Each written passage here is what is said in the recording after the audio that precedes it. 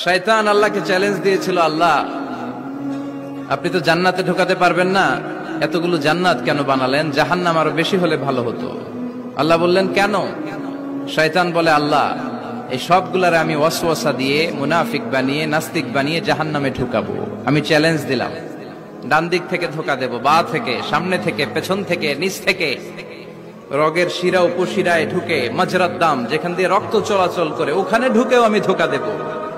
আপনি জান্নাতে ঢুকাবেন কেমনে? আল্লাহ বললেন, তুমি আমারও চ্যালেঞ্জ দাও, এত বড় সাহস? আমি তো সব রাজার বড় রাজা, মহারাজা। চিৎকার করে বলেন ঠিক কিনা? মহারাজার সাথে চ্যালেঞ্জ দেয়া যায় না। তুমি আমাকে চ্যালেঞ্জ দাও, ওকে ডান, আই টেক ইউর চ্যালেঞ্জ। আমিও তোমার চ্যালেঞ্জ নিলাম। তুমি আজীবন ধোকা দিবা, আজীবন তুমি গোমরাহ করবা, বেনামাজি বানাবা, জালিম বানাবা।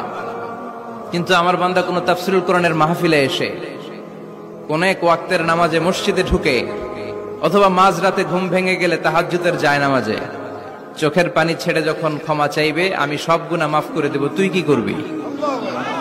চিৎকার করে পড়েন আল্লাহু আকবার। এজন্য ভুল নাই এমন কোন মানুষ নাই, ভুল হয়নি শুধু নবীদের, এজন্য তারা মাসুম। আহলুস সুন্নাহ ওয়াল জামাআর ইতিকাদ হচ্ছে নবীদের কোনো ভুল নাই, ঠিক কিনা? ছোটখাটো যে ব্যাপারগুলো ঘটেছিল সেগুলো আল্লাহ অবশিষ্ট থাকতে দেননি, সেগুলোকে আল্লাহ ঠিক করে দিয়েছেন। চিৎকার করে পড়েন সুবহানাল্লাহ। মানুষ ভুলের ঊর্ধ্বে নয়। কুল্লুকুম খাত্তা, তোমরা সবাই ভুল করো। ওয়া খায়রুল খাত্তাইনা তাওয়াবুন, আর এই ভুলকারীদের মধ্যে আল্লাহর কাছে শ্রেষ্ঠ ভুলকারী যে লোক ভুল করার পরে তওবা করে। কার কাছে? আল্লাহর কাছে। আল্লাহর কাজই তওবা কবুল করা। গাফিরিজ যামবি ওয়া কাবিলিত তাওব। আমরা ভুল করব, শয়তান ওয়াসওয়াসা দিবে, আর আল্লাহ মাফ করবে, ঠিক কিনা? কি আল্লাহ আমরা পাইছি, উনি মাফ করার জন্য বসে থাকে 24/7।